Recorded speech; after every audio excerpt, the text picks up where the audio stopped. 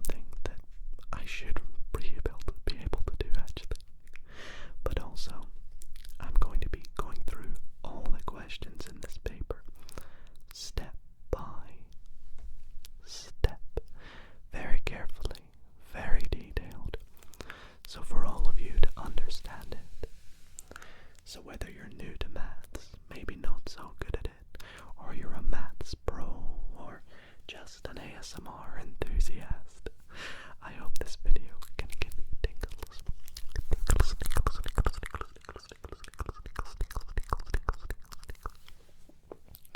Now, before we begin, no need to worry if this is not your forte. If this is something that doesn't interest you, I hope that the whispering and tapping sounds of my iPad can still help you fall asleep. But if not, and you are here for the maths, then you're in the right place. So be sure to lay back, get comfortable, because this may take a little bit longer than you might think.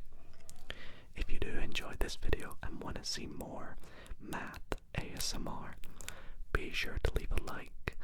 Also, do subscribe if you're not already subscribed, because according to YouTube statistics, only about 55% of you are subscribed. So get subscribing, everyone. Let's push for 400k. And anyways, before we get cracking, I do want to quickly mention that because I'm from the UK, I do say maths with an S. I know I'll see a lot of comments on that usually. Right, let's begin. So, before we begin, it's probably a good idea to take a look at what the paper is and explain what it is. Now I am going to be solving this on my iPad, so I hope that's nice. And usually I can spin a pen on my fingers. There we go. Nice and relaxing for you. But we are going to be doing an AQA paper, which is the what would you call it? The structure of the course, the people who make the exams in England. In Scotland it's called the SQA, which is the country I'm from.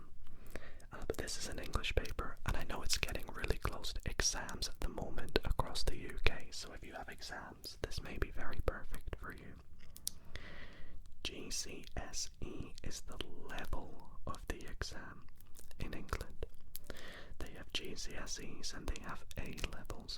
Now GCSE is typically done when you are in, I believe, year 11, correct me if I'm wrong, but I think this is usually around the age of 15, maybe 16, I don't know. So, this is the mathematics higher tier paper. There are two, there's foundation and higher.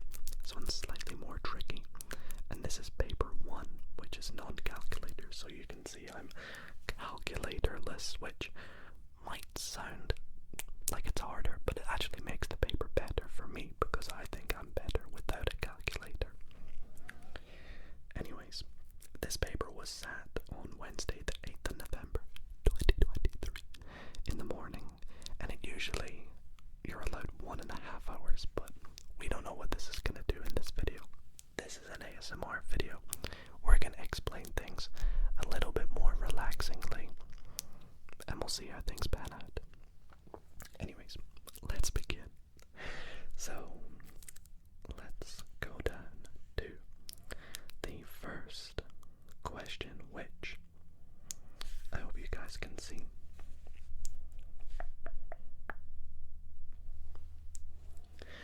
So the first question asks us to work out the lowest common multiple, the LCM, of 20 and 25. So what this means is we need to find a number that which 20 and 25 both go into. That's a lowest common multiple. Well, it's a common multiple. The lowest is the lowest possible multiple of 20 and 25. So for example, a multiple of 20 and 25 is, well, just multiply them together, which would give us 500. But is there a lower number? Well, let's take a look. With 20, have? Well, obviously there's 20. So what else are there? Well, there's 40. There's 60. There's 80. There's 100. 120, and so on. With 25, however, we have, of course, 25. Now, they are not a multiple. We need these numbers to match. So we have 50. No, 20 doesn't go into 50. We have 75. Any number with a 5 at the end won't work. We have 100, which we do have there. So 100 is a multiple of both 20 and 25. And it's the first one we found. So therefore, it's the lowest common multiple. So our answer is 100. On to question 2. We are asked to work out the size of an exterior angle of a regular hexagon. Now, because this is a regular hexagon, we are imagining something that looks like this, right? Now, the exterior angle, let's say we pick the top one. The exterior angle would be this angle right here. This one that I've shaded in. So to work this out, we have a straight line, and we know the angles on a straight line equate to 180. However, we also know that given any shape, we can say that for any polygon, I should say not just shape, any polygon, that the size of an exterior angle is 360 divided by the number of sides of the shape. So we can say that this is 360 divided by 6, because there are 6 sides in a hexagon, which is, well, 360 divided by 6 is 60. So the answer is going to be 60 degrees. Okay, moving on to question 3. I hope you guys can see these okay. If not, I will do my best to zoom them in, whether that be in post or no. So we have the point A is 2, 0, and the point B is 0, minus 4. Work out the midpoint of AB. Now, if we have a line like so,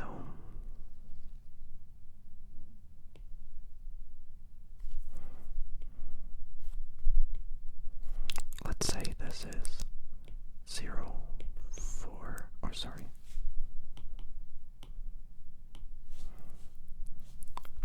2, 0, and this is 0, minus 4. I know I've probably drawn this very poorly. And this is point A, and this is point B. The midpoint, which is the point directly in the middle, is worked out by working out the middle value between the x's and the middle value between the y's. So basically, what number is in between them? You can technically use a formula, which is known as the midpoint formula, which is x2 take x1 divided by 2, comma, because there's a point, y2 take y1 divided by 2. And what this means is the second y point subtract, the second x point subtract the first x point divided by 2. So that's how you work at the middle. And then the second y point subtract the first y point divided by 2. So what we'll have is 2 subtract 0 divided by 0. That's where we get these numbers from, which is just going to be 1. And then we'll have minus 4 subtract 0, which is minus 4, divided by 2 is minus So our midpoint is going to be 1 minus 2. Okay, great. Let's move on to question 3. So question 3 asks us to simplify a plus 3a divided by a. I feel like I should maybe use my highlighter a bit. What colour shall I use? Let's go. Does yellow stand out well? Oh, I don't even see it. It's terrible. Oh, it's tiny, that's why. There we go, maybe a bit too big. How's this? Man, a little bit bigger. There we go. Okay, so the first thing we're going to look at is the 3a divided by a because of bit mass. I use bit mass, some people call it baud mass, a lot of other things. So with this, 3a divided by a is the same as 3a over a. And here we can just cancel out the a's, they won't divide on the top and bottom. So we're left with 3. Then we just have the a on its own. So our answer is going to be a plus 3. And we just want to put that down here. Very nice. On to question 5. So question 5 says, work out the values of 8 squared times 8 divided by 8 to the power of 9 divided by 8 to the power of 5. Well, let's break this down into 2 separate parts. Let's begin with the first part, the 8 squared times 8. So 8 squared times 8.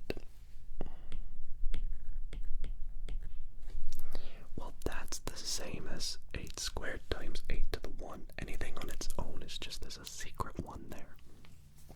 Because anything to the power of 1 is itself.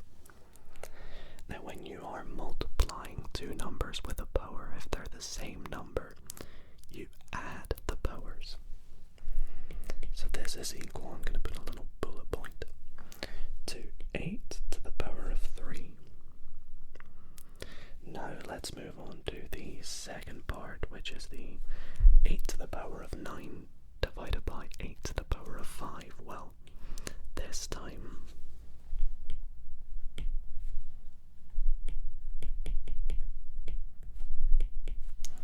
when you divide, you subtract the powers. So 9 subtract 5 is just 4, so this is 8 to the power of 4. So therefore, this whole thing here is 8 to the power of 3. And this whole thing here is 8 to the power of 4. So now we're just left with 8 to the power of 3 divided by 8 to the power of 4, which we kind of did something similar here. So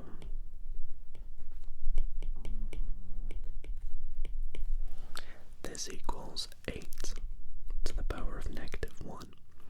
However, the question asks us to give our answer as a decimal.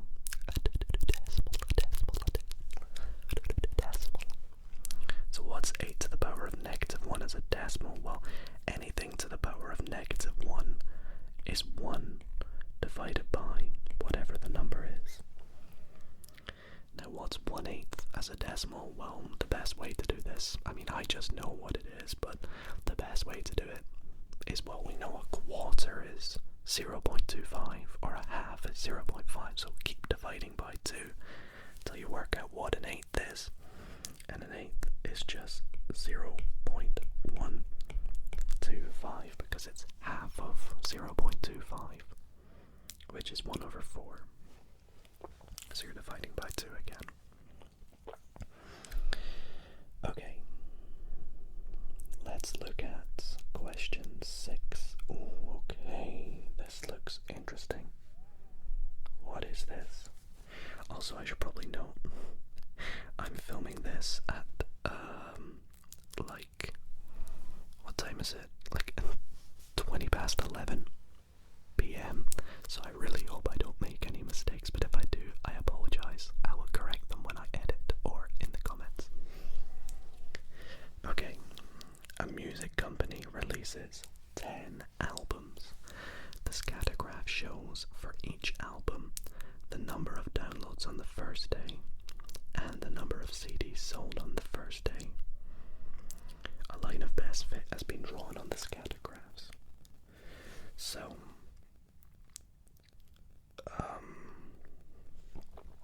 for each album, the number of downloads on the first day correlates to the number of CDs. So for example, at 3,000 downloads,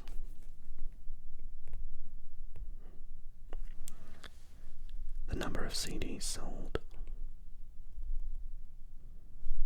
was just under 2,000. Okay, but what does the question actually ask us? Oh, there's two parts, or multiple parts. It says the scattergraph shows a positive correlation. Okay, yep.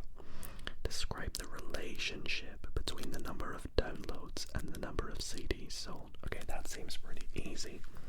If there's a positive correlation, that means that as one thing increases, the other thing increases too. As X goes bigger, Y goes bigger. So that means that as the number of downloads increases, the numbers of CDs sold also increases. So we'll say as the number of downloads increases, so does the number of CDs sold. Seems pretty good to me. Part B, the company earns. Let's do a little bit of a highlighter. The company earns £2.50 for each download and £3 for each CD sold. The company releases another album. On the first day, it has 9,000 downloads. Estimate the total amount the company earns from downloads and CDs of the album this day. Okay, well, if we know that it has 9,000 downloads on the first day, for each download it's £2.50. So for 9,000 downloads, oops, I've gone to pencil instead of pen. For 9,000 downloads, in fact, let's just call it D for short. That's going to be 9,000 times £2.50, because that's one download. So we'll call it 2.5. So 9,000 times 2.5 is, well, 9,000 times 2 is 1,800. Let's actually write that out. Oh, sorry, 18,000. And then 0.5 of 9,000 is 4,500, which is equal to 22,500. Okay, good. Next up, we want to work out how much or how many CDs it sold. So on the first day it has 9,000 downloads. So going back to our diagram, at 9,000 we have to look very close here. It's around this line here at this point when it crosses our line. So we need to draw a line from there to where it meets the y-axis, which is about there, whatever that point is, which is, well, it's there. So that is going to be, well, if that's 5,000, that's 5,200, 400, 600, 8, yeah. So that's 5,400 by the looks of things. So if it sells 9,000 downloads on day one, that correlates to 5,400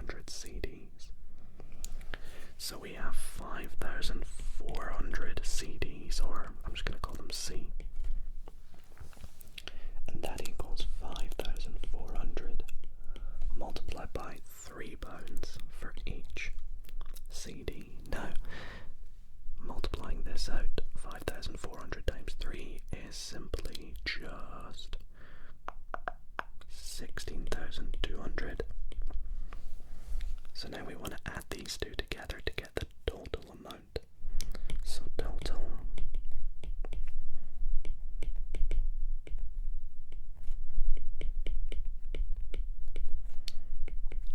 is 22,500 plus 16,200, which is gonna come through at 38,700.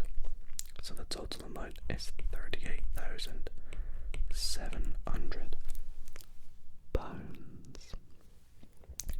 I feel like this is going okay so far. Whoops, I don't know why that undid it. But, you know, that was 3 marks, pretty good. I'm assuming it's probably going to get a little bit more tricky. Question 7 says 70% of a number is 350. Work out 120% of the number. Ooh, okay. Usually they ask you to work out what the number is. But here we want to actually increase whatever this number is by 20%. So if, let's say if 70% is 350, how can we work out what 120% is? Well, I think a nice way of doing this would maybe be working out what 10% is.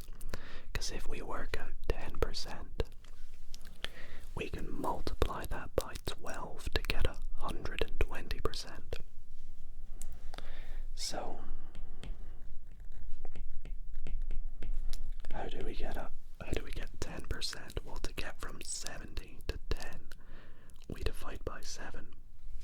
So we have to do the same to 350 divided by 7.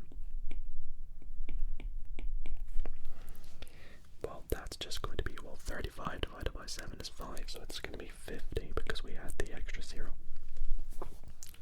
So, 120%. This time we want to multiply by 12, like we said. 50 multiplied by 12 is 600. So our answer is going to be 600. Very good. Question number 8. Wow, this is another big one. Okay. I hope you can read this alright. I have to keep checking up at my camera to see. Okay, so in the diagram, all lengths are in centimeters. So we have a triangle, a right angle triangle, with one side 12, one side K. We don't know what the hypotenuse is. And then we have this sort of L-shaped, which has right angles on one side, except obviously this one. And it's got sides 2, K, M, 3, and we don't know what this one is, but we can just see it's 2 plus M. I'm going to write that in, just because I'd like to visualize things a bit better. Now, it says the two shapes have equal areas. That seems pretty important. Work out the ratio of K to M. Ooh, interesting. So, I think because it's talking about areas, it could be useful to work out the areas, because if we work out the areas, they'll be in terms of K and M, because those are part of the dimensions. Then we can maybe manipulate that to work out what therefore the ratio is of K to M, since the areas are equal, which we worked out, or we highlighted. So let's start with the area of the triangle, which I'm just calling A with a little t to mean area of a triangle. So the area of a triangle is a half of the base times the height, which in our case is a half of, let's do a half of 12, or a half of K times 12, because a half of 12 is 6, so this is going to be 6K. That's the area of the triangle. Now for the area of the L-shaped, I think maybe the best way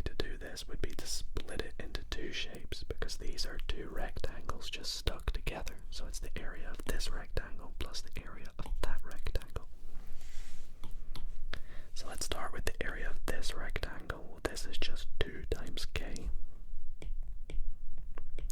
And the area of this rectangle is 3 times m. So the area of L is 2k plus 3m.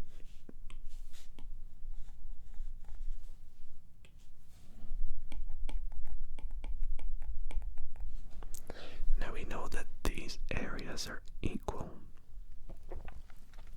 So therefore this is equal to this. We know that the area of the triangle is equal to the area of L. So 6k is equal to 2k plus 3m. Now how can we use this to work out the ratio to k to m? Well, first things first, let's subtract 2k from both sides to get 4k is equal to 3m. That's just simplifying our equation. And now we want to work out the ratio. Well, we can kind of already see it's basically 3 to 4. We wanted k to m. So what we need to do is we need to divide this side by 3. So 4 over 3. That'll get rid of the 3 on this side. Divide this side by k. That'll get rid of the k on that side. Is equal to m over k. There we go. And now we can see that m is equal to 4 and k is equal to 3. So it's going to be in the ratio of 3 to 4, where this is k and this is m. Okay. Nice. Very good. Let's move on to the next question here. Question number 9. Alright. Here is the graph of y is equal to a half x squared minus 6x plus 12. That looks about right. Use the graph to estimate the solutions of the graph equal to 0. Well, when it's equal to 0, the solutions are just where the graph cuts the x axis, which is going to be about here. Oops, why is that not drawing very well? There and there.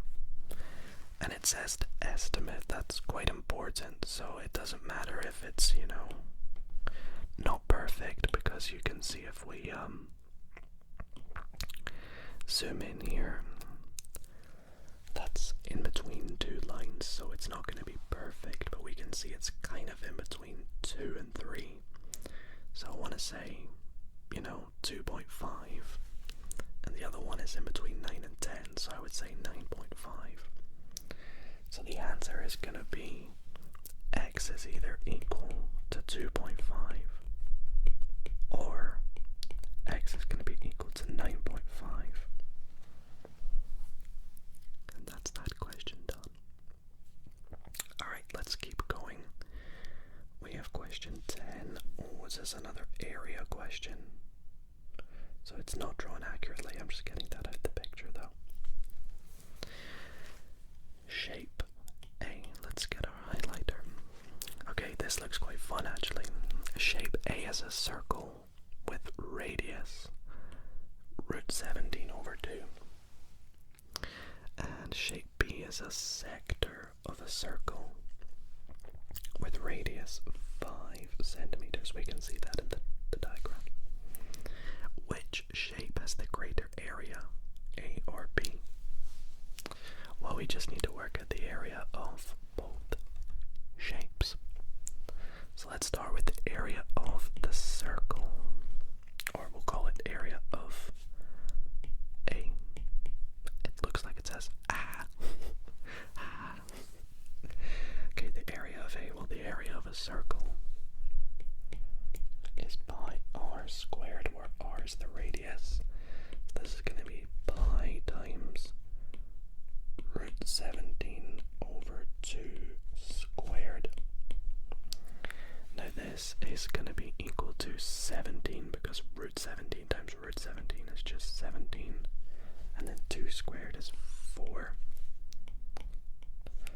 17 over 4 pi is the area of the circle.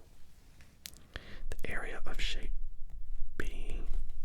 Now to work out the area of a sector, it's kind of like working out the area of a circle, just we multiply it by a fraction, and that fraction is determined by whatever the proportion of the angle of the sector is, divided by the angle of a circle.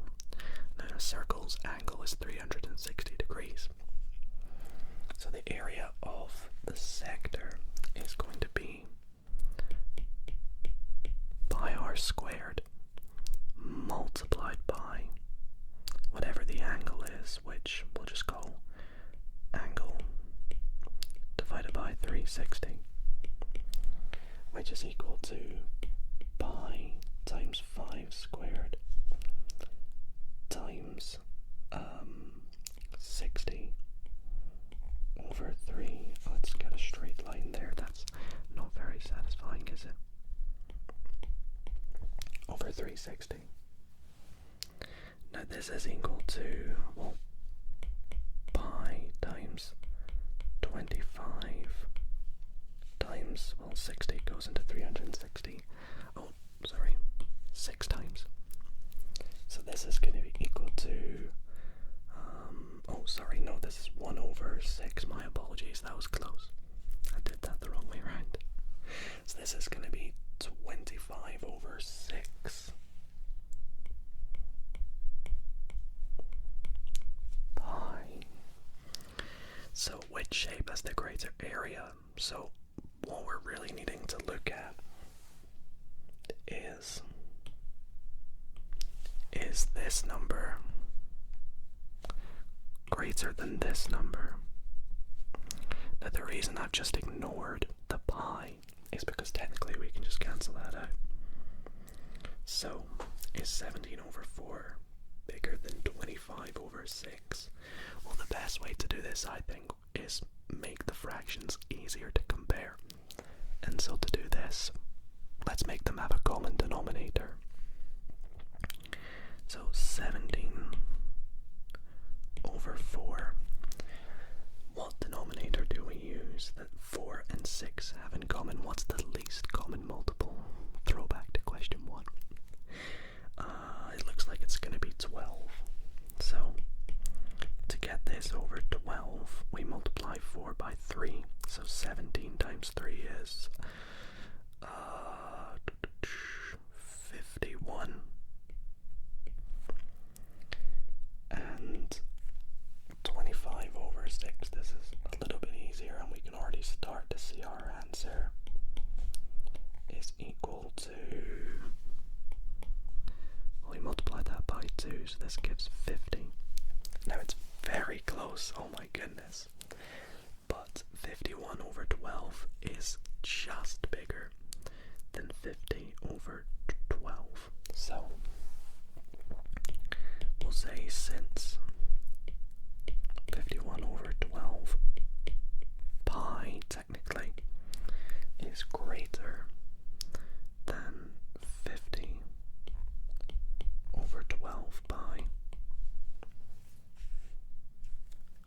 we'll say shape A is bigger. So that's our answer there. Okay, very good.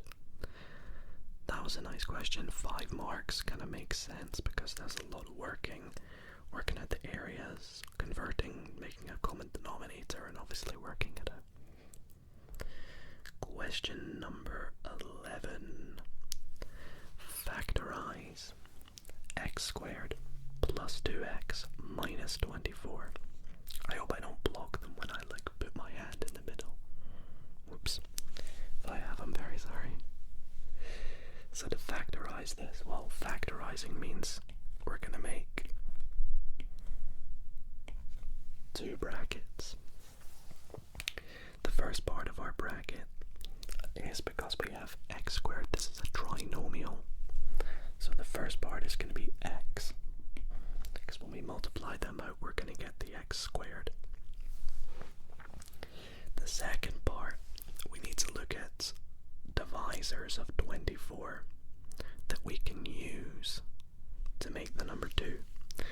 For example, divisors of 24. We've got, well, of course, 1 and 24. Can we make the number 2 with them? No. We have 2 and 12. No, we can't make 2. We have 3 and 8. That's close because we can make 5. But no. We have 6 and 4, which we can make 2 with. And to make 2 with the numbers 6 and 4, we take positive 6 and we subtract 4 from it. So our answer, well, we've pretty much just written it, but x plus 6, x minus 4. I don't know if I was meant to maybe do more working. It says 2 marks. Maybe you get a mark for each bracket. I don't know. Okay, question 12. We have 2 parts to it. The first part says, write 2 times 10 to the 3 as an ordinary number. To be fair, I've never really used the term ordinary number. I think they just want us to not use a power.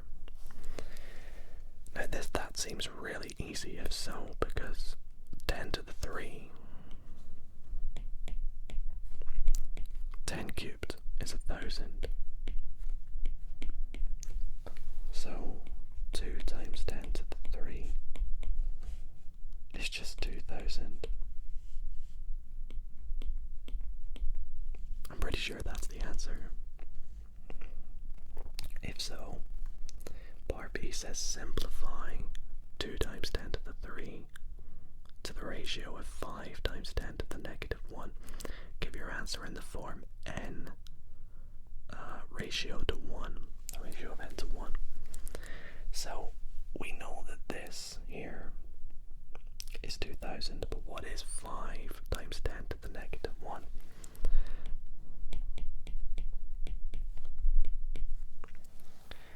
Well, that is equal to 5 times, like we said earlier, anything to the negative 1 is 1 over whatever it is.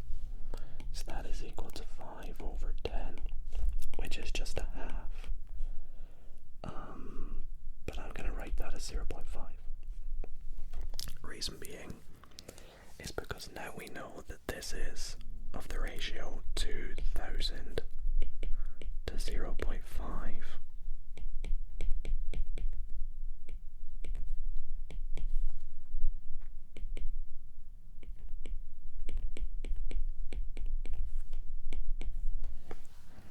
So, because we want it to the ratio of n to 1, how do we get 0.5 to 1? Well, we just multiply it by 2.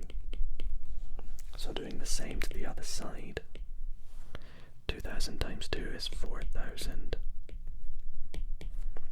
So this is 4,000 to 1. Let's move on. Here is an identity in X. So we have a 5 multiplied by 2x plus d. Is that directly proportional to? I can never remember.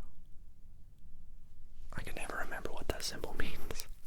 I think it means directly proportional to cx plus 30. Work out the values of c and d. Okay. Well, let's begin by expanding this left-hand side, because then we'll get it similar to the form of something times x plus a number. So, expanding this gives 10x plus 5d, I think directly proportional to cx plus 30. Now, what this means is that 10x is this cx thing, so we can already see that c is just 10. And we know that 5d is 30, so if 5d is equal to 30, then d 5 is just 6. And that's how we get that. Very good. Question number 14. Cora is revising for 2 subjects, history and French. The time she spends revising is in the ratio of history to French, 7 to 2. The time she spends revising for history is 20 hours more than for French. Work out the total time she spends revising. I always suck with ratios. I don't even really remember learning them in school. I think I must have learned them when I was really young, like 13. But in this way I'm now 24, nearly 25. I still remember them kind of though, and they seem to always come up in these GCSE papers. They love their ratios. So apologies if this takes me a little minute. So if they're in the ratio of 7 to 2, and she spends 20 hours more revising history than French, then isn't that like saying the time she spends revising history, which let's just say is 70, is equal to 2t plus the extra 20 hours?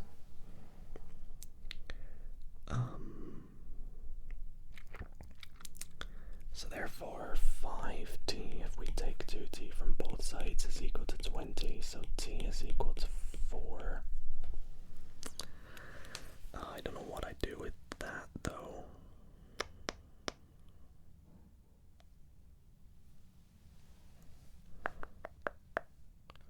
Oh, I think so what we do with here is we have the ratio of 7 to 2.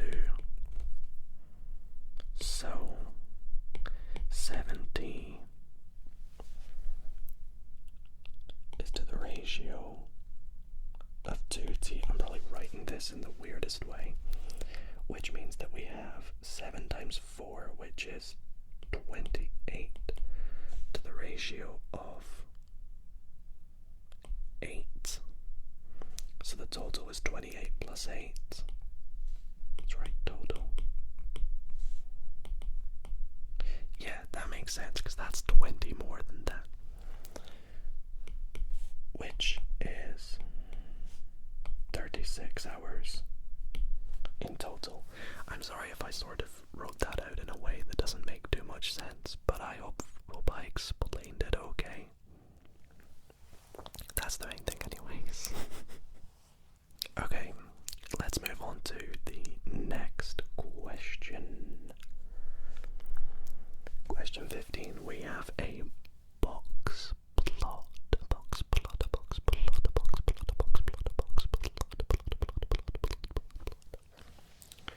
So this says, a race was run in 2019 and 2020.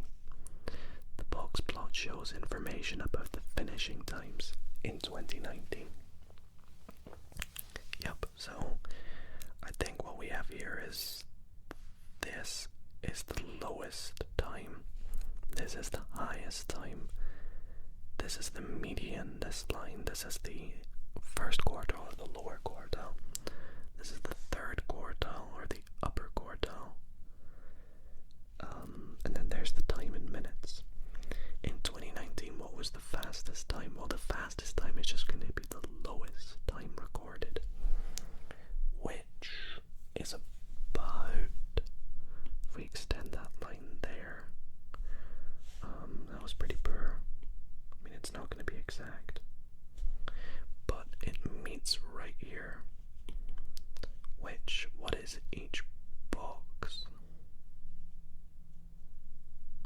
Oh gosh. What is each box? That's 16, 17, 18, 19. Yeah, so each box is 0.5, so that's going to be 16 minutes. So I want to say that the fastest time or the lowest time is 16 minutes. Yeah, that looks right.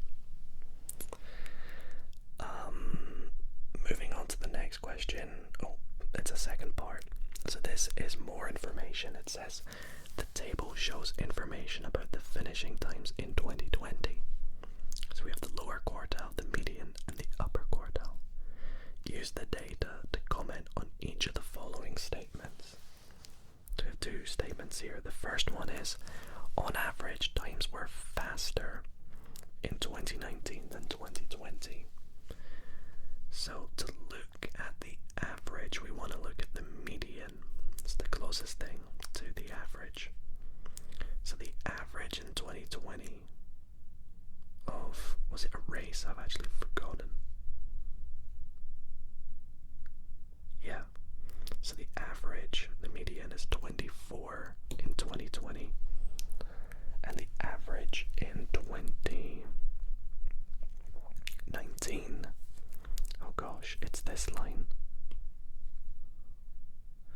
which is 22.5 minutes. So yeah, the average finishing time in 2019 is 22.5, whereas in 2020 it's 24. So yes, the times were faster. So we'll say this is true as the median. We'll put in brackets average time in 2019 was 22.5 mins, whereas that's not how you spell whereas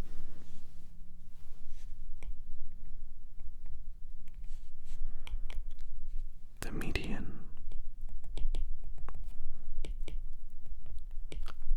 time in 2020 was 24 mins. We could also just say basically 22.5 is less than 24. That's basically a simple way of putting it. What's the next thing? Times were equally consistent in 2019 and 2020. Right. Well, for this, I think we want to look at the interquartile range, which is when you subtract the lower quartile from the upper quartile. So let's look at the interquartile range, making sure we're not looking at the range. We're looking at the interquartile one. So let's do in 2019 it was, let's look at these. So we have, that's going to be 26 and that's 20. So it's 26 minus 20, which equals 6. And in 2020, luckily they just told us it, it's 27 minus 21, which is 6, and they are the same. So also, this is true as the, what should I say, the interquartile range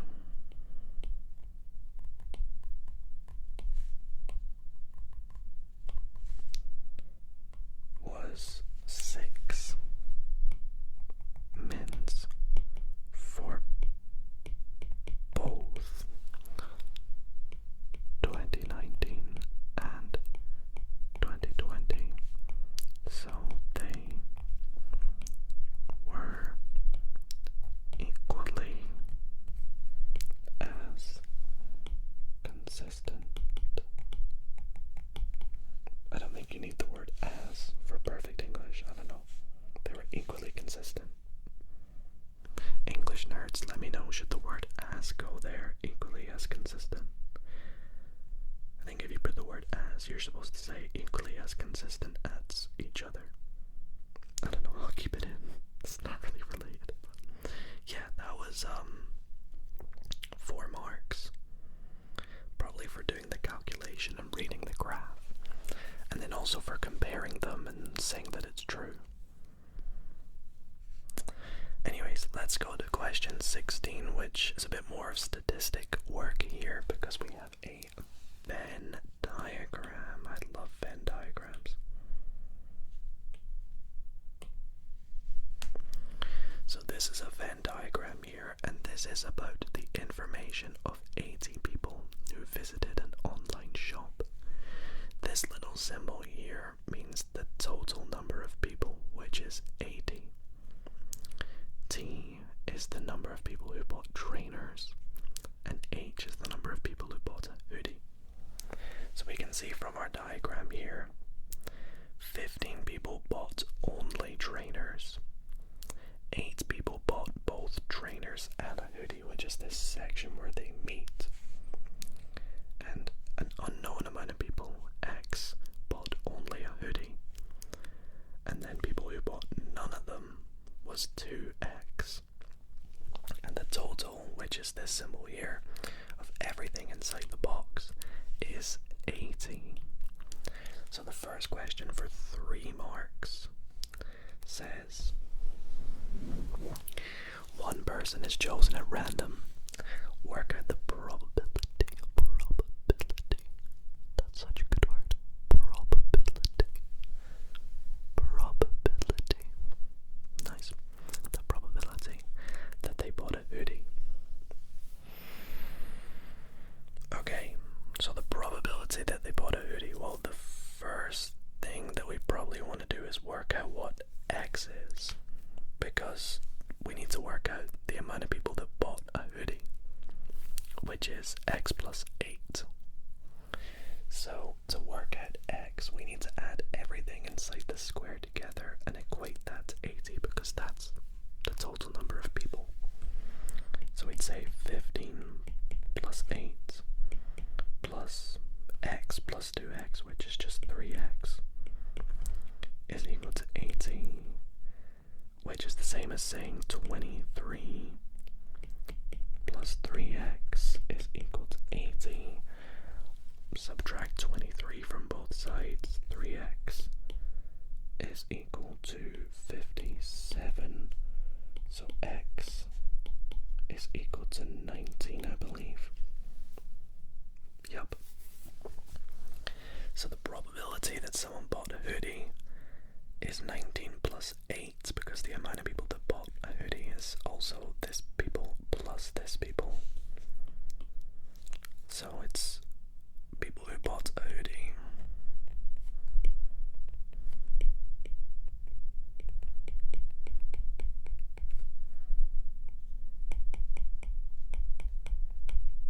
So the probability of someone at random that bought a hoodie is 27. The number of people who bought a hoodie divided by the amount of people in total, which is 80. Nice. One person who bought trainers is chosen at random. Work out the probability that they bought a hoodie. So the total number of people who bought trainers is 15 plus 8. Which is 23. Now the probability of the people who bought trainers that also bought a hoodie is 8 people divided by the amount of people who bought a hoodie, which is, trainers, which is 23. So it's just 8 over 23, because it's the probability that they also bought a hoodie given they bought trainers. Yeah. There we go. Question number 17 says X and Y are integers. 8. That's going to be important, I feel. 8 is less than or equal to 4x, which is less than or equal to 20. and y minus 3x is less than 12. Work out the largest possible value of y. Okay, so I feel like working out x, or the range of values for x, could help us. Now we have the range of values for 4x. How can we work out the range of values for just x on its own? Well, what we want to do is divide everything by 4 in this equation, because that'll give us x on its own. So dividing by 4, 8 divided by 4 is 2. Obviously 4x divided by 4 is x. 20 divided by 4 is 5. So the lowest number x could be is 2, and the highest number it could be is 5. It can be any number in between as well. But we want to work at the largest possible value of y. So let's take a look at the scenario where x is 2 and the scenario where x is 5, which are the extreme values of x, and put them into this equation here and work out what y turns out to be. So let's look first where x is 2. So where x is 2, y minus 3 times 2, which is 6, is less than 12. So y is going to be less than 18, adding 6 to both sides. Now let's look where x is equal to 5.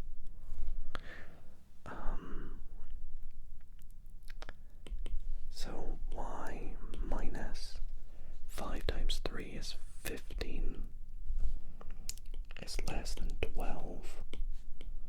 So y is going to be less than 27. So where x is 5, the largest y can be is just less than 27, but remember, they're integers, so it's got to be 26, because that is the greatest integer of y that it could be, given the range of values of what x is. And you'll see if you looked at any of the values between 2 and 5, no matter what, the greatest y could be is 26. Okay. Please turn over to the next question, which we have a diagram for. Oh boy. Oh, I always sucked at transformations. I think it's because I don't know what it is, but it sort of messed with my head. I always preferred using like tracing paper. But let's take a look at it anyways. We gotta do it. P and Q are points. P, which is the point 3, 2, which we can see down there, is mapped to Q by a rotation of 1, 0 through 90 degrees clockwise. Q is mapped back. I'm going to write this actually. Q is mapped back to P by a single transformation. Complete these two single transformations that map Q back to P. Okay, so the rotation about 1, 0, so the rotation about here, 90 degrees. If it's going 90 degrees, about this point, that being the middle, I feel like it's gonna go... No, it's not gonna go there. It's gonna go like here. It's gonna go to -1, 4. Yeah, that looks about right. So the rotation here, complete these to map them. Oh, so complete these two single transformations that map Q back to P. So a rotation about there that maps Q back to P, well, that's just going to be 90 degrees anti-clockwise.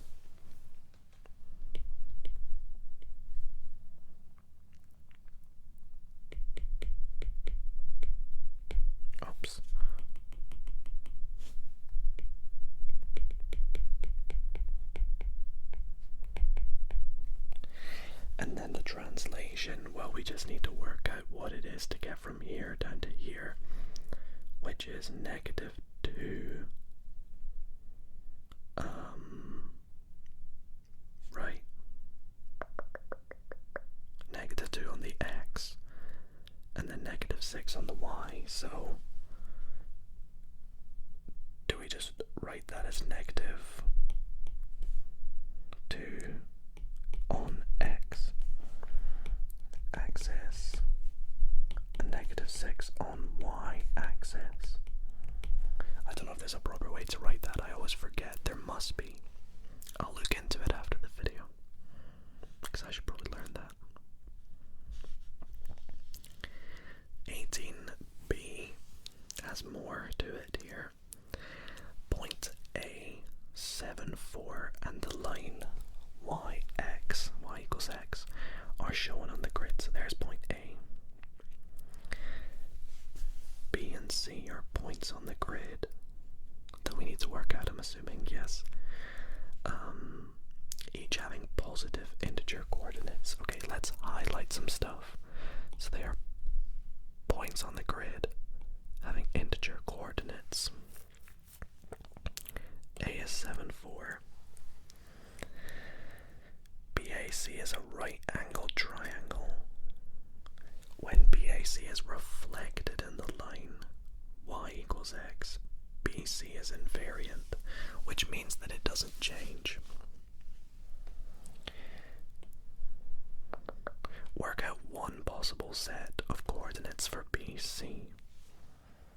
Well, I mean, the first one that kind of stands out to me is this shape here.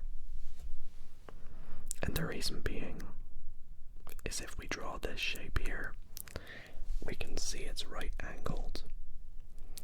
And we can see that these would be the points B and C. Now B and C are integers, like we're told integer coordinates. It's exactly 4, 4 and 7, 7. It's not like somewhere in the middle. And we can see that when we reflect the triangle, which will bring it up to here,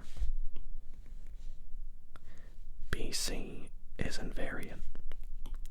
So that makes sense. So I would say B is 4, 4 and C is 7, 7. Now that says it's one possible set of coordinates. There's probably other. Now I'm going to set you a little challenge if you are still watching in the video at this point, now that we're almost an hour, 10 minutes in. Try and work out another set of coordinates and comment them down below. I'll heart your answer if you have one that's right, I guess. I think I can actually see one now that I look at it. And I'll give you a clue. Let me see if I'm looking at the right one.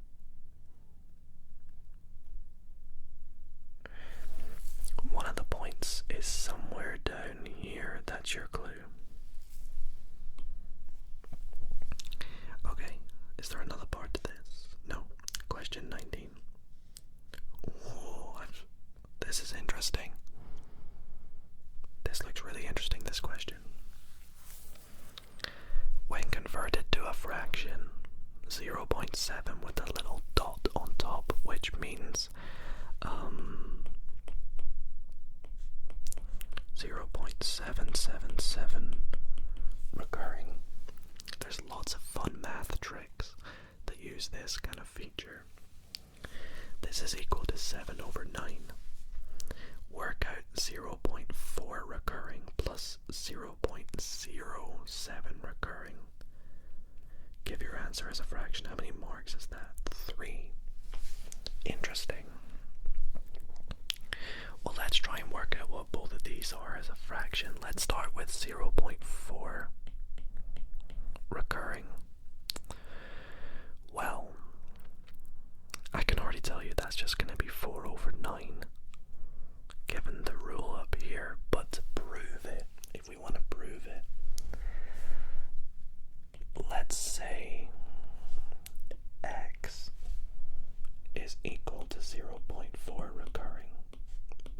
0.444. Whoops, don't know where that dog came from. We can say that 10x is equal to 4.4 recurring, because we're just moving the decimal point over.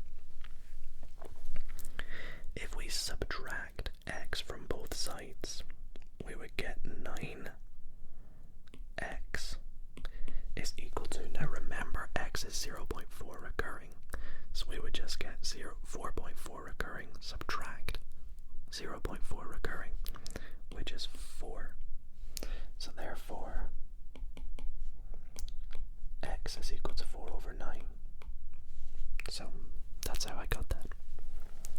But how do we get 0.07 recurring? Well, we're dividing 0.7 recurring by 10, which is 7 over 9, which it tells us up here, divided by 10. Now when you divide by 10, that's the same as multiplying by 1 over 10, which is equal to 7 over 90. So therefore, now when we add them together, we'll have 4 over 9 plus 7 over 90. We want to get a common denominator, so let's use 90 this time, because we just multiply this by 10, so we get 40 and 7, and that gives us 47 over 90, which I don't think simplifies. No, it doesn't. So that's going to be our answer for that. Let's move on to question 20. Yep. So question 20 says, X and Y are acute angles. I always love that joke, which is like, if you're an angle, you'd be a cute angle. Anyways, enough jokes. Sin X is equal to root 3 over 2. Tan Y is equal to 1. And W is equal to 3x minus 2y. Work out the value of cos W. You must show your working, so we want to work out the value of cos 3x minus 2y, but that would help if we knew what x and y were, so let's do that. Now immediately in math, when I'm seeing trigonometry, one of the things that comes to mind is exact angles or exact triangles, especially when I see root 3, 2 and 1. Now what these are two triangles which look like, now this is not going to be to scale at all, something like this and this, and I'm going to label them in a way that might not make too much sense just yet, but on this first one we have the angles 60 degrees and 30 degrees, and the sides are, gosh, let me get this the right way around. I think it's 1 root 3 and 2. Yep. And then the second one is an equilateral triangle. No, sorry, it's a right angle triangle, but these are both 45, which makes this 1, 1 and root 2. And therefore, yep, that works. So these triangles are known as exact angles because they are triangles that have angles that are nice numbers, 45, 60, 30, and give reasonably nice numbers for the sides. And we can use these to work out key values in sine and cos given particular angles. Now, the first one asks us to work out sine x with root 3 over 2. So this is the triangle that we're looking at because we want what angle, when we use sine, will give us root 3 over 2. Now in trigonometry, sine, we have our SOHCAHTOA.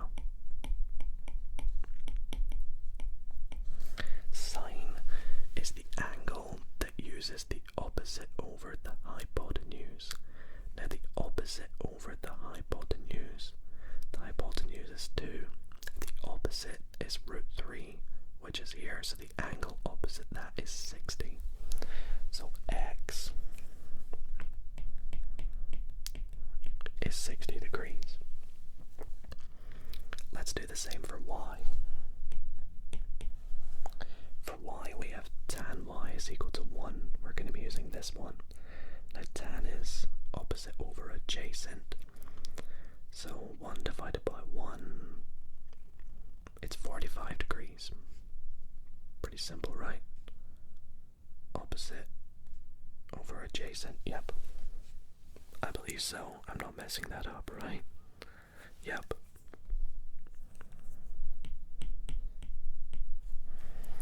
So W is equal to 3x minus 2y, which is equal to 3 times 60, which is 180. Subtract 45 times 2, which is 90.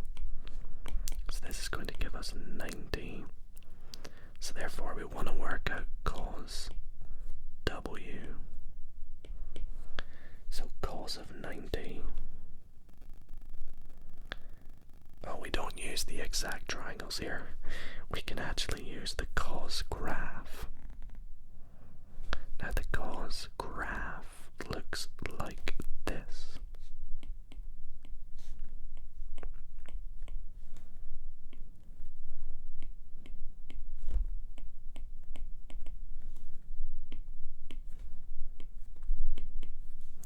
So it starts up here, it comes down here, and then it comes back. Oh no. It comes down here. Wait, why am I struggling? It comes down and back up.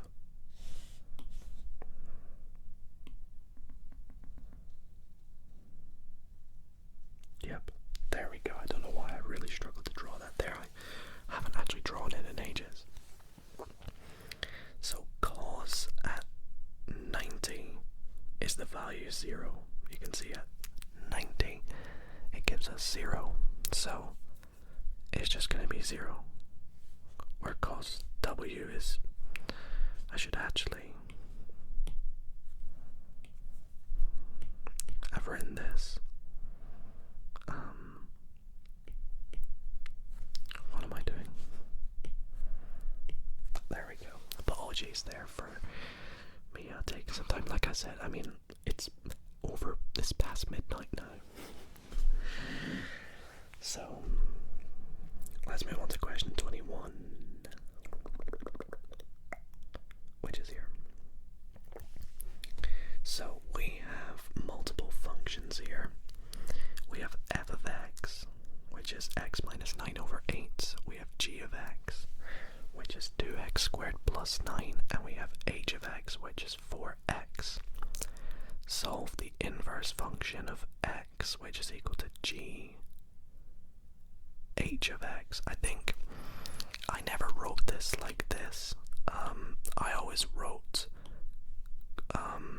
composite functions as g of h of x, like that, or g o h, like that. But I'll go with how they've written it, just so we're all on the same page. So first, let's work out what g h of x is.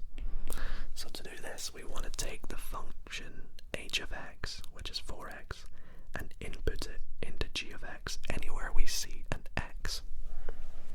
So this is going to be 2 4x squared plus 9, which is 8x squared plus 9.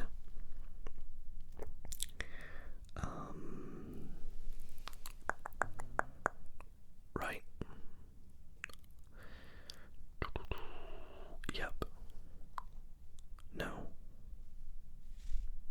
I forgot the times too. I thought it looked weird.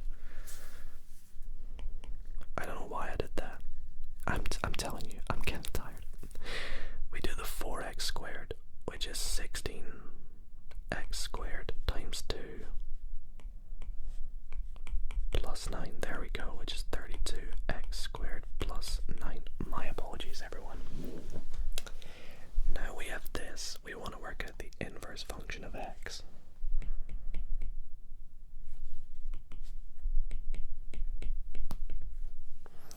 Now to do this, we want to rearrange this to solve for x. So let's say that y, or some other value, is equal to x minus 9 divided by 8. So to work out x, first let's multiply both sides by 8, so we get 8y is equal to x minus 9. Then let's add 9 to both sides to get 8y plus 9 is equal to x, which means that the inverse function of x is 8x plus 9, because you just changed the y back to the x. Okay, now what we want to do is, it says solve where that is equal to that. So if they are equal, so this is equal to this,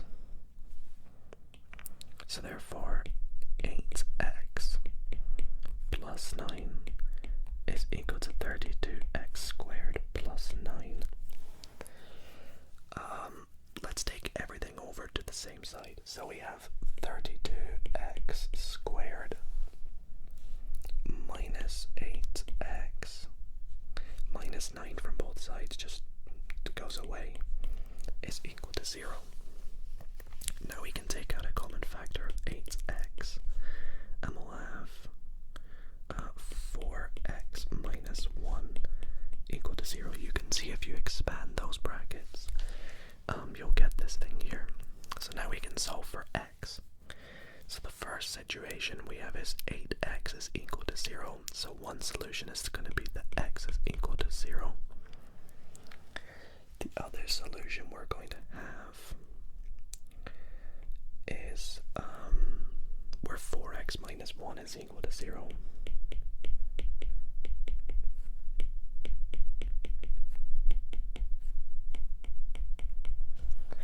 I was just quickly writing that in because we're showing all our working. So this implies, that's what this symbol means, it's like a little arrow, that 4x is equal to 1, adding 1 to both sides, or x is equal to a quarter when we divide by 4 on both sides.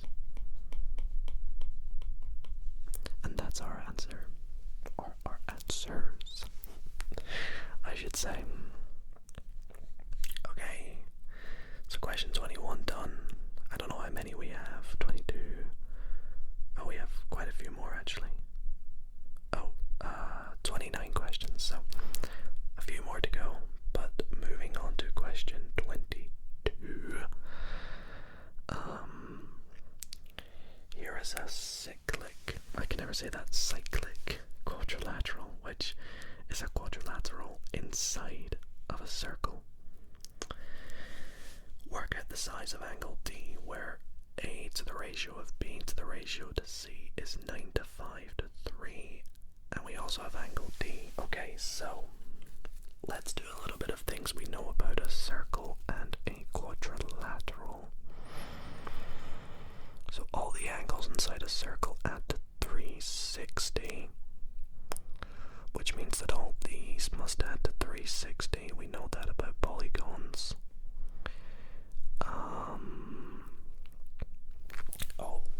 Because this is a quadrilateral inside a triangle, inside a circle, sorry, opposite angles add to make 180. So D plus B is equal to 180, and A plus C is also equal to 180. So let's write that down.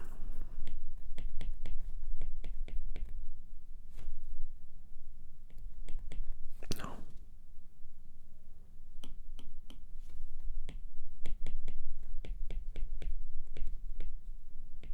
Okay. Now,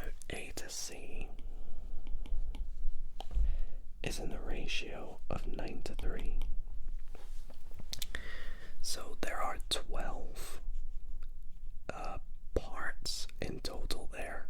My ratios are coming back to me. You call them parts. So we know that the 12 parts add to make 180 degrees. So therefore one part is going to be 180 divided by 12, which is equal to 15. Yep. Therefore, to work out, we need to work out B first, because we know that B is 5 parts. So B is 5 parts, which equals 5 times 15 degrees, which is 75 degrees. And so now we have B, we have 75 degrees plus D is 180. So D, we subtract 75 from both sides, gives 105 degrees. I hope I didn't do that too fast. I actually thought that was going to take me a lot longer than it did take. It's an interesting question, but we will move on to question 23. We have surds. So work out 7 divided by root 2 multiplied by root 3 over root 10. Give your answer in the form x root 15. So we know we're looking for something root 15 divided by y, where x and y are integers. What this means is we don't want any surds for x and y, which I think means at some point we're going to do some rationalizing of the denominator, which I'll explain when we get to it. So first let's just multiply this out. 7 times root 3, we multiply the top and the bottom. We'll get 7 root 3 divided by root 2 times root 10 is root 20.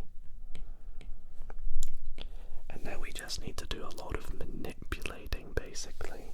So this is equal to 7 root 3 divided by, well, root 20 we can say is the same as root 4 times 5, which is 2 root 5.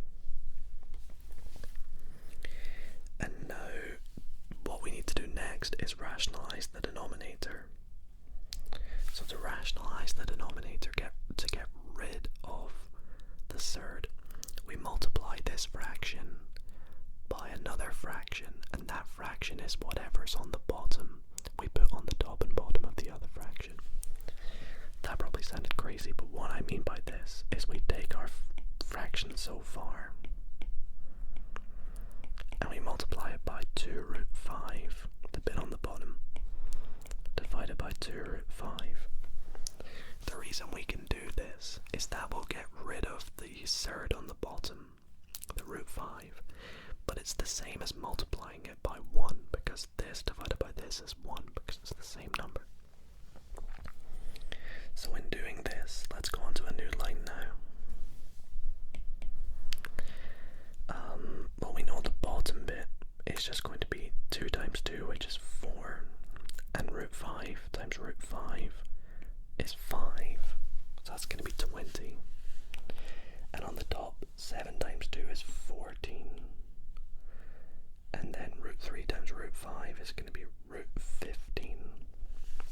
So there's where our 15 comes from.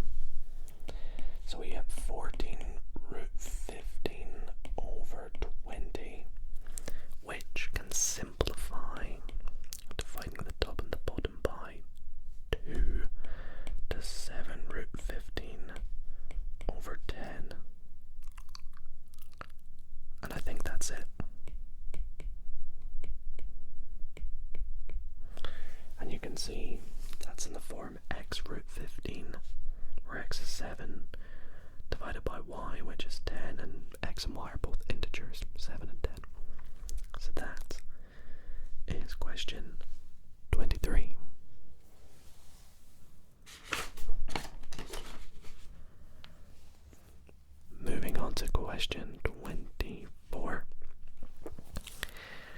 says line A is perpendicular to line B. The gradient of line A is -2. Work out the gradient of B. So, because the lines are perpendicular, there's a little rule in math that says that two perpendicular lines, which means they meet at a right angle, this means that the gradient of one line multiplied by the gradient of the other line, so the gradient of this line multiplied by the gradient of this line,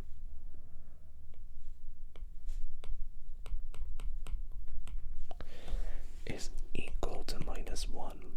That's what the rule states. So therefore the gradient of A times the gradient of B is going to equal -1.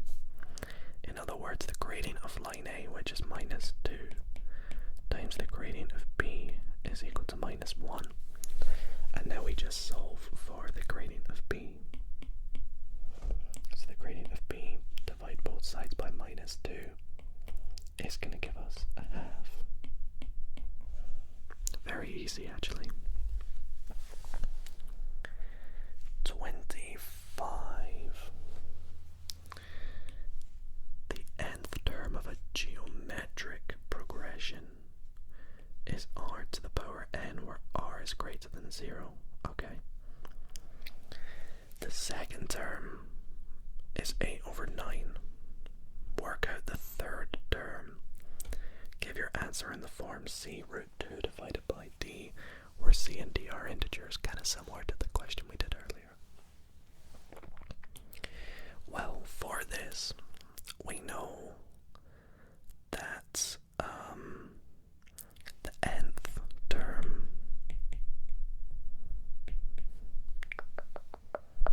is r to the n. So the first term is r to the 1, or just r. The second term is 8 to the 9, which is r squared, because the nth term is r to the n, where n is 2 in this case. So is r squared, which equals 8/9. Now we want to work out the third term. Now the third term is equal to r². So what we need to do here is, well, we can work out what r is by doing the square root of r squared, because the square root of anything squared is just itself. So the square root of 8/9, let's take this up here, is equal to, which means that r is equal to the square root of 8 over the square root of 9, which is, well, on the bottom, square root of 9 is 3. Root 8 is root 4 times 2, which is 2√2.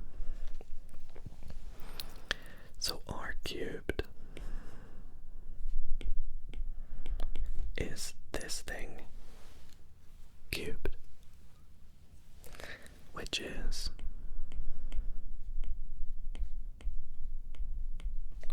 like that. So to cube this,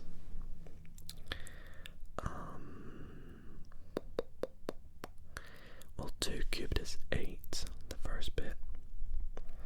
√2 cubed, root times √2 times √2 times √2 is √8. So 8√8 over 3 cubed, which is 27, which equals 16√2 over 27, because we are simplifying this to be 4 times 2. So 8 times 2 is 16. So we get root 2. And that is how we get it in the form of c root 2 divided by d. So therefore, it equals 16 root 2 over 27. There we go. Sort of tripped me up a bit there, because I was like, it took me a minute to realize to work out r is just doing the square root.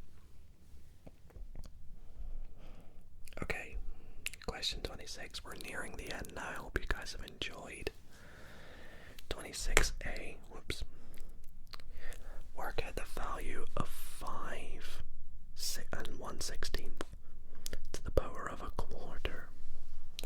Now anything to the power of a quarter is the same as the 4th root of whatever that is. Now let's simplify that to make it a top-heavy fraction. So 5 times 16 is 80 plus 1 is 81 sixteenths to the power of a quarter. That is just the same as that. So I'll make that a bit easier for you to see. Why did I write 14? I meant to put that. Which is the 4th root of 81 over 16. So what we need to do here is work out what times itself 4 times gives these numbers. And I think it's kind of easy to see. It's just going to be 3 over 2. It's hard for me to explain it, but you can just see 3 times 3 times 3 times 3 is 81. And 2 times 2 times 2 times 2 is 16. It's just one of those things you just know. You can sit there for a bit and work it out. If you don't have time, it says 2 marks. Yeah, you could probably just come back to it at the end, and you'd still maybe get 1 mark for just working that out. So 3 over 2.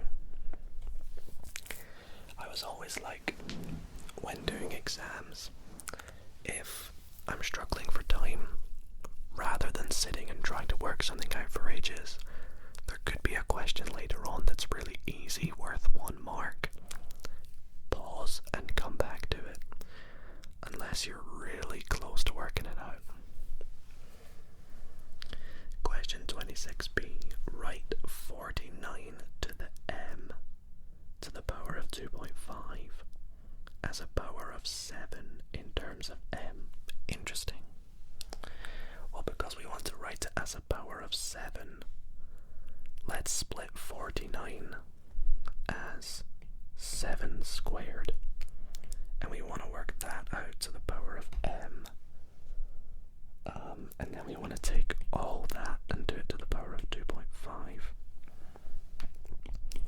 Which is equal to, now when you do a power to a power, you just multiply them. Which is 7 to the 2m to the power of 2.5, which when you multiply 2.5 times 2 is 5, so it's 7 to the 5m. Okay, almost done here. Question 27. Hope you guys have enjoyed so far, by the way.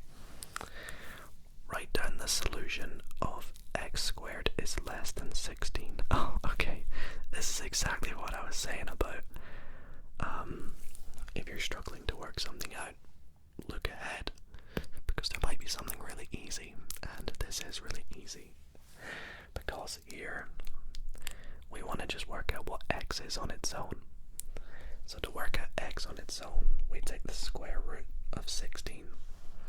Now technically there are 2. If x squared is equal to 16 or less than 16, we're going to have like this. The 2 squares are not just 4, but also negative 4, because negative 4 times negative 4 is also 16. Don't forget that. Every square root has 2 answers. Question 28. Wow, this is a big question. Oh my gosh. Okay. So, PQRS is a quadrilateral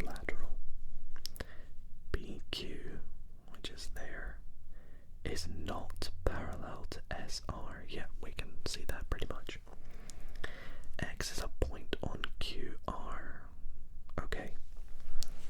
The ratio of X to, or Q to X to Q, or X to R, sorry, is 2 to 3. And the vector QX is 2a plus 4b, as we can see. Prove that PQRS is a trapezium. Wow, that seems like quite a tricky question. No wonder it's at the end. How many marks? Just 3 marks. Wow. I think I know how to handle this. To prove that it's not a trapezium, we want to show that even though there's 2 parallel sides, the other 2 are not parallel. So to show that they are not parallel, we need to work out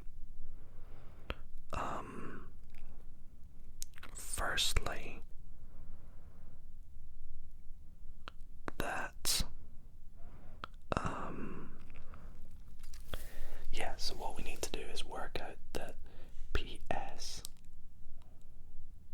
and QR are multiples of each other, so QR is a multiple of PS, and then also prove that these are not parallel. So to do that, first let's work out what QR and PS are. Now QR, we have QX, but we need XR, and to work that out, that's where this ratio comes in. So if QX to XR is equal to 2 to 3, we have 5 parts in total, 2 plus 3. Given that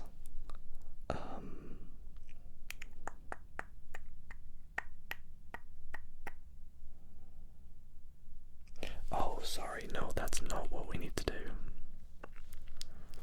We have X to Q to X is 2 parts. So, therefore, this is 5 parts in total, this thing, which means that this is 3 parts. So we need to work this out by saying that 2 parts of Q to X is 2a plus 4b. Hence, 1 part is dividing it by 2, which is just a plus 2b. Therefore, to work out the 3 parts, we multiply by 3, which is 3a plus 6b. Therefore, this vector here is 3a plus 6b. So now the 5 parts in total are these. This vector in total, Q to R, is going to be 2a plus 4b plus 3a plus 6b, which is equal to 5a plus 24b. Okay. Now that we have that, what do we do next?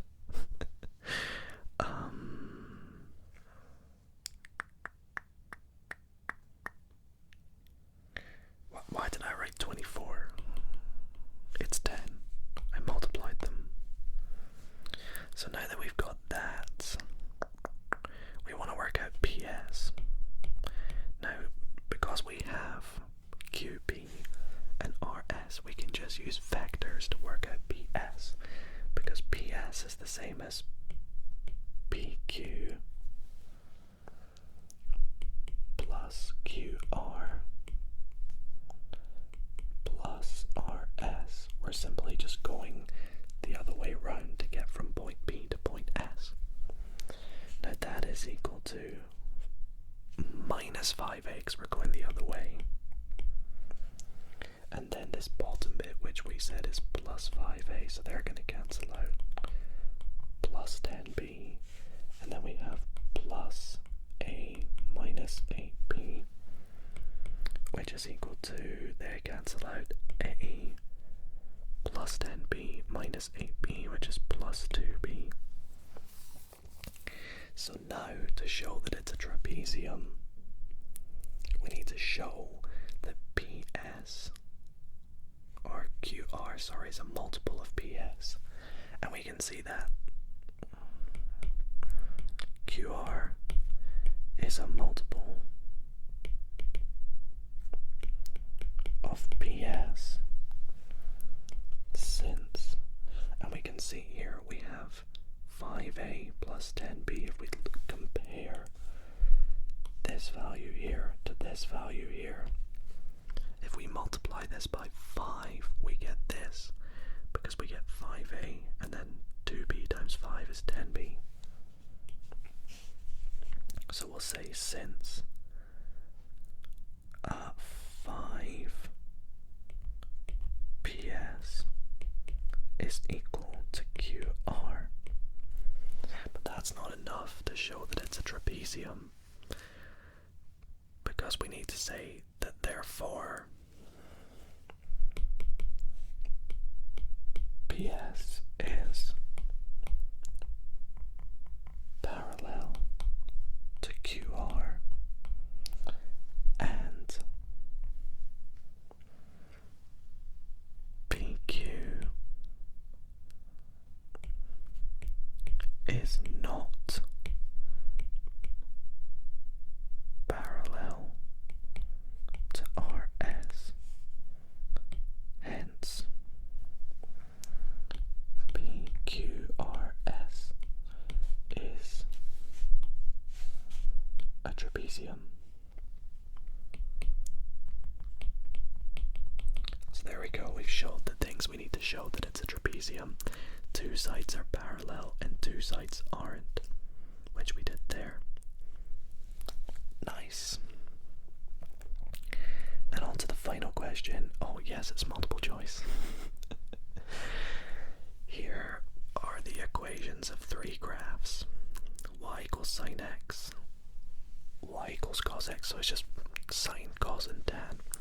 Which statement is true? Okay, let's draw the graphs, shall we, just for a bit of fun. Where should I do them? Let's do it here. So first we'll have sine x, then we'll have cos x, and then we'll try and squeeze tan x in there, so they're going to be pretty small graphs. And I know I should be using a straight line.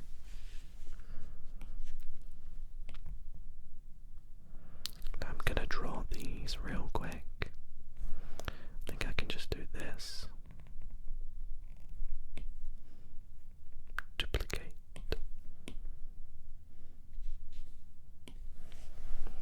So drawing these. Sine looks like this. Cos looks something like this. And tan is the weird one, which I'm going to do the middle bit first because it looks like that, where that goes down there, that goes down there. That's 180. That's 1. That's minus 1. 0, 0, 0. Okay. So starting with the first one, which statement is true? So for the graph sine x, it passes through 180 minus 1.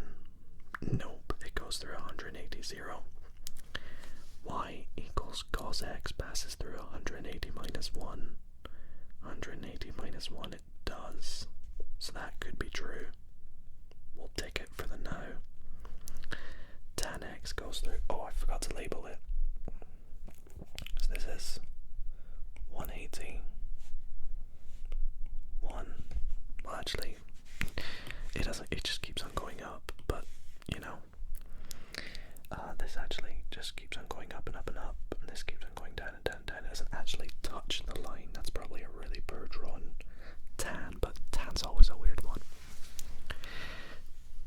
passes through 180 minus 1, which it never does. So, no, that's not true.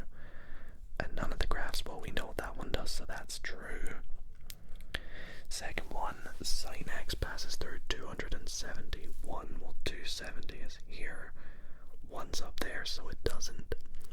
Cos x passes through 271.